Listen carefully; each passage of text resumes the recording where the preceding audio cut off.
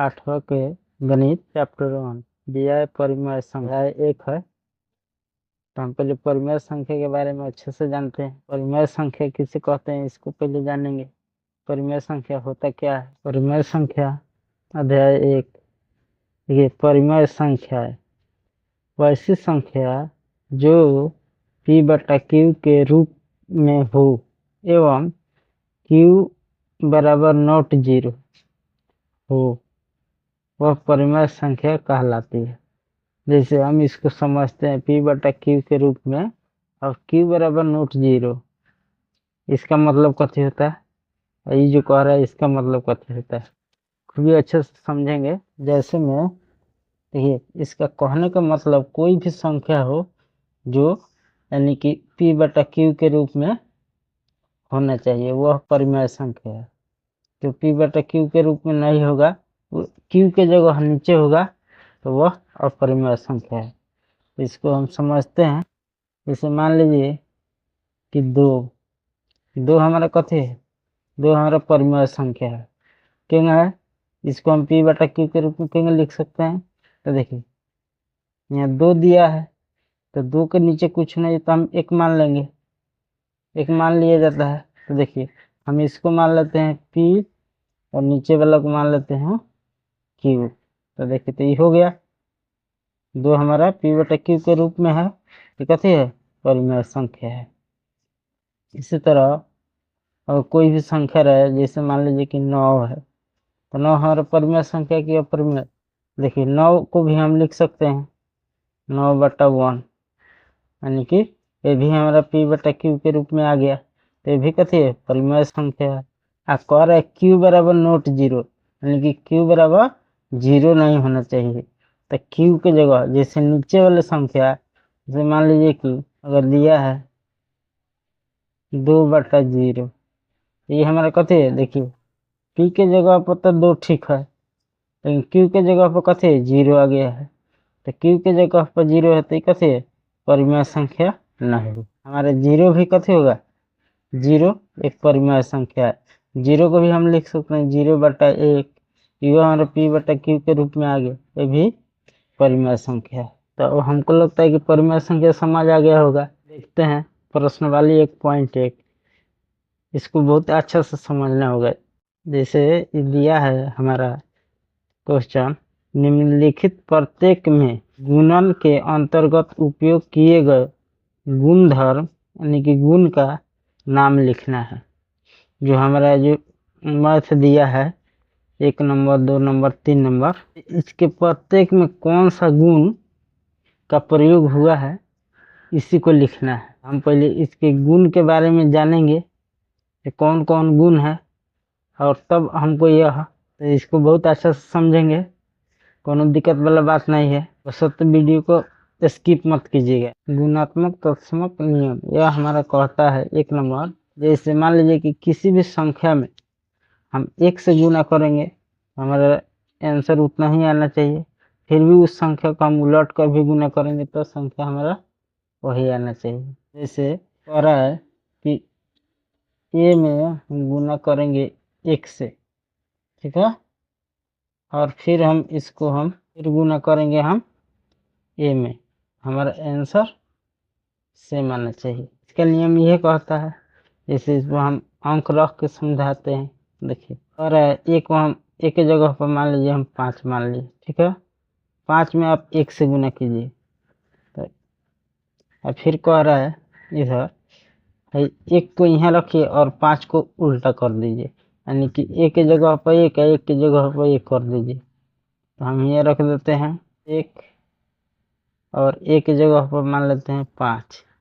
तो देखिए 5 में 1 से गुना करें 5 हो गया, फिर 1 में 5 से गुना कीजिए तो 5 हो जाएगा। तो यह नियम यही कहता है कि आप कोई भी संख्या को 1 से गुना कीजिए, एक स्थान पर रखिए, 1 से गुना कीजिए तो आंसर उतना ही आएगा, और उसी एक को आप दूसरे स्थान पर कर दीजिए फिर भी 1 से गुना कीजिए तो आंसर उतना ही आएगा। तो यह इसका नियम कहता है। दूसरा का नियम देखते हैं, क्रम विनिमय नियम यह क्या कहता है इसके बारे में जानेंगे। 2 नंबर प्लॉट कर भी गुना कीजिए और सीधा भी एक ही संख्या को, जैसे मान लीजिए कि हमारा ए है गुने बी है बराबर, फिर इधर कहेगा ये ए के जगह पर बी को रखिए, बी के जगह पर ए को रखिए, जैसे यहाँ कह देगा बी गुने ए। इसका नियम यही कहता है कि पहिलका जो अंक है उसको दूसरका पर रखिए, दूसरका को पहिलका पर रख के गुना कीजिए, आंसर सेम आएगा। तो ये इसका नियम है। अब इस पर हम अंक रख के बताते हैं। जैसे मान लीजिए यहाँ 8 दिया है गुने बी के जगह पर 2 दिया है, ठीक, ये हमारा मास दिया है। तो इसका नियम कहता है कि देखिए 8 की जगह पर एक बार आप 2 रखिए और 2 की जगह पर उल्टा कर दीजिए इसको। तो यहाँ हम 8 की जगह पर 2 रखते हैं और 2 की जगह पर 8 रखते हैं। देखिए तो 8 में 2 से हम गुना करेंगे, हमारा 16 आएगा, और 2 से 8 में कीजिए, यानी कि 8 दूनी 16 और 2 8 16। इसका नियम यही कहता है कि आप संख्याओं को बदल कर भी गुना कर सकते हैं। क्रम बिना नियम सरका देखते हैं गुणात्मक प्रतिलोम नियम। और गुणात्मक प्रतिलोम नियम कह रहा है कि अगर कुछ संख्या दिया रहे, देखिए इस संख्या को आप उलट पुलट कर भी लिख सकते हैं। जैसे हैंग दिया है 7/5 गुने, अब इसी को है ना दूसरी ओर उलट देना है, यानी कि नीचे वाला ऊपर और ऊपर वाला नीचे कर देना है। यह गुणात्मक प्रतिलोम नियम दिया रहेगा 10/2।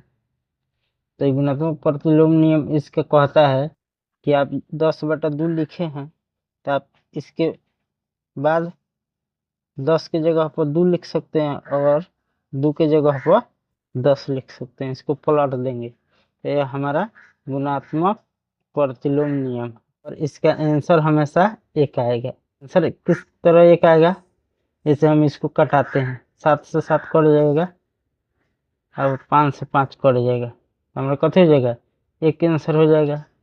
इस तरह ही दिया है 10/2 गुने 2/10, हम 10 से 10 कटा देंगे, 2 से 2 कटा देंगे, हमारा आंसर कैसे आएगा, एक, हमेशा एक आना चाहिए।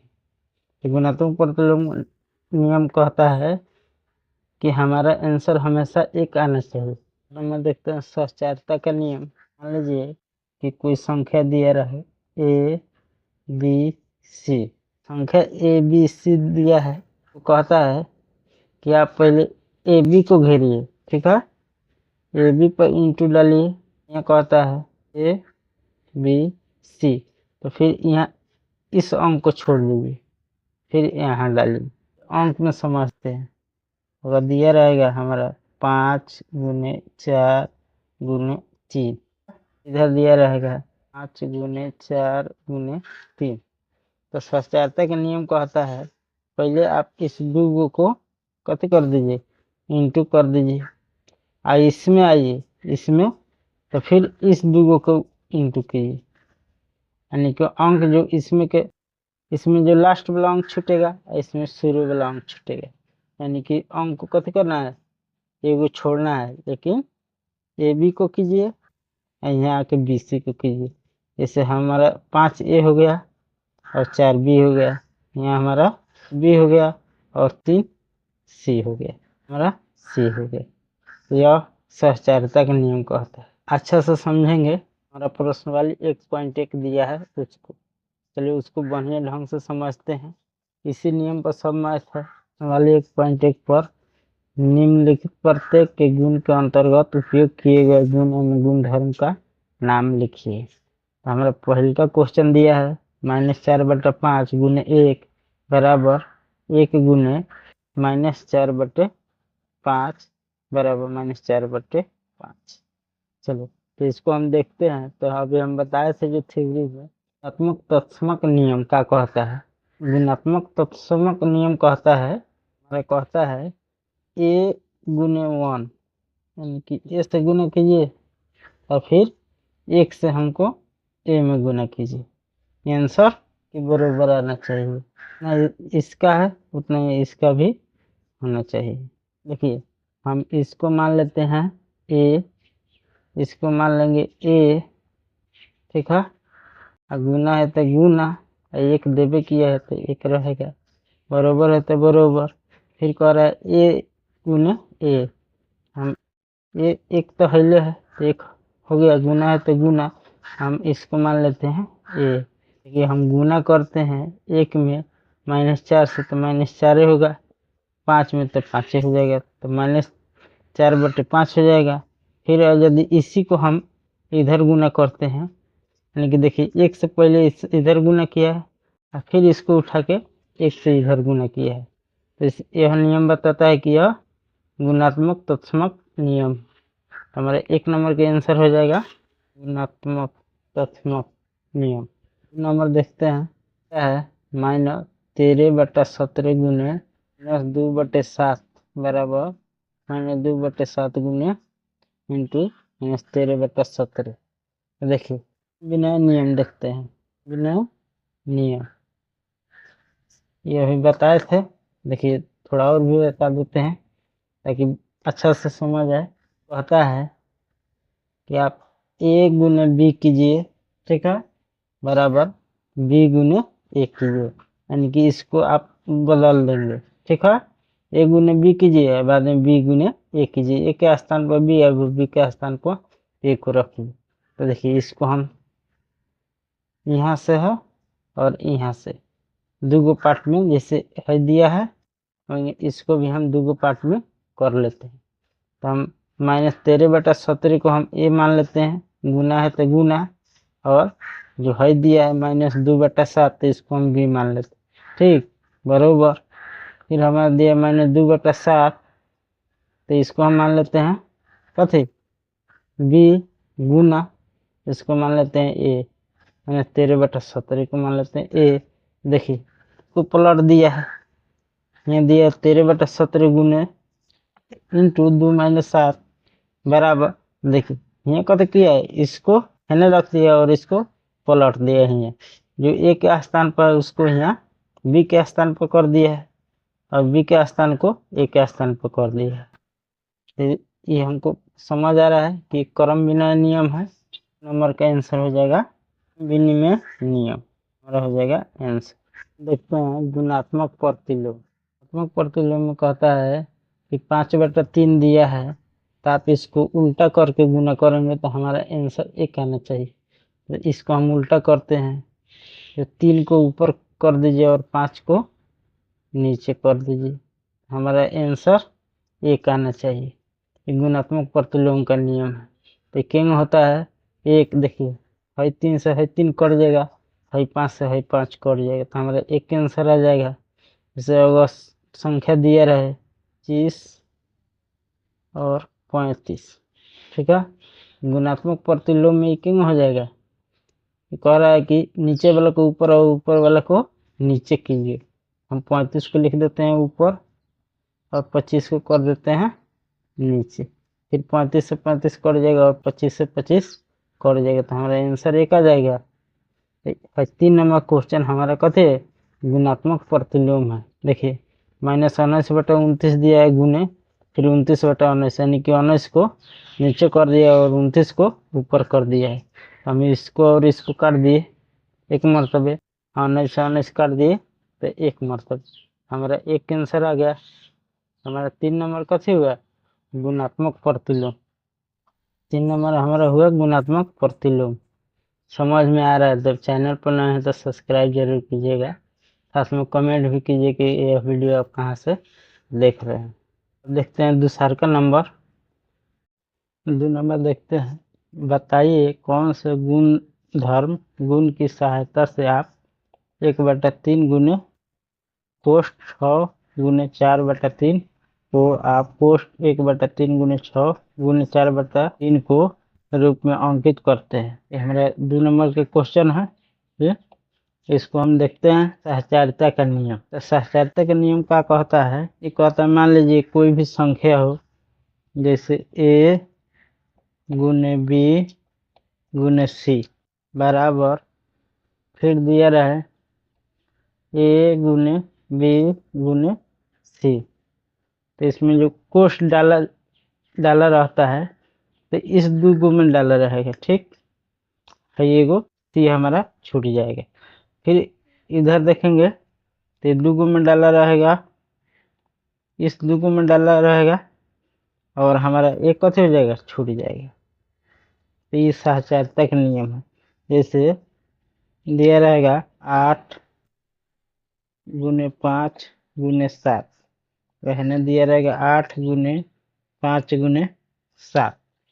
तो हमारा यानी कि कोष्ट काम दिया रहेगा, कोष्ट डाला रहेगा 8 और 5 में। फिर इधर आएंगे 7 को छोड़ देगा, फिर इधर आएंगे तो 5 और 7 में कोष्ट डाला रहेगा और 8 को छोड़ देगा। तो ये हमारा सहचारिता का नियम है। हमारा मध्य भी देखिए, ये भी हमारा 2 नंबर वही दिया है सेम। हम इसको मान लेते हैं ए, गुना है तो गुना, इसको मान लेते हैं बी, गुना है तो गुना, इसको मान लेते हैं सी।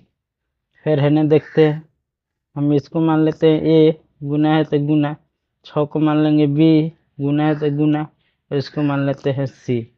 तो देखिए यहाँ हमारा ए को छोड़ा है, बी और सी में कथी किया है, कोष्ट डाल दिया है। फिर हमारे यहाँ सी को छोड़ा है, ए और बी में कथी किया है, कोष्ट डाल दिया है। तो ये हमारा कथी हो गया, सहचारिता का नियम। 1 नंबर के आंसर हो जाएगा। तो